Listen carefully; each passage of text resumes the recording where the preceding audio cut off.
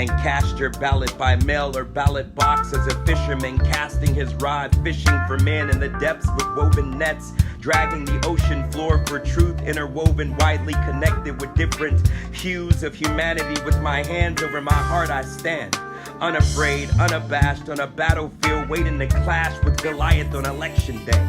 With a slingshot, a poem, a rock, and a ballot box at a stone's throw from slaying a juggernaut, this election is colossal.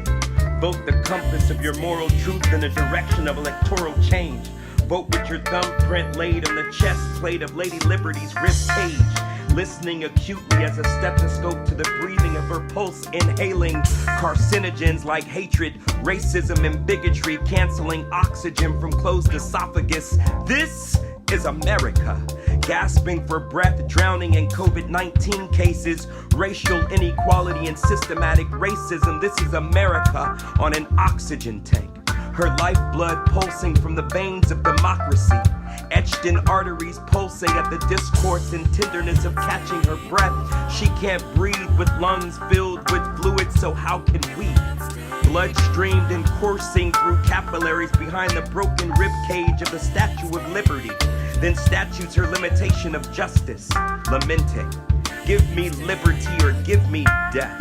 Before dishonor or dishonorable discharge, aching with every inch of exhale, ribs black and bruised, Black Lives Matter, beaten heavy with baton, hammering at the wooden keys of society with malice, dog whistles, and racial undertones like a xylophone that resonates from the underbelly of America. She can't breathe, so how can we? With our foot on the necks of police brutality, this is the dethroned statue of America. Lady Liberty falling from grace at Liberty Island, her torch scorching the earth with every disdained flame or extramarital affair, married to the amendments. Her vows to the Constitution too heavy to bear or hold with copper hands. Infidelity and mistrust fall between the cracks of fingerprints imprinted at the beginning of civil rights. As the sand of time sifting through an hourglass, this is our moment, our time, our footsteps in the sand of humanity's change, to be decisive and vote for change in an atmosphere of divisive language and rhetoric. As the Earth's sphere in orbit, no planet revolves around the sun by itself.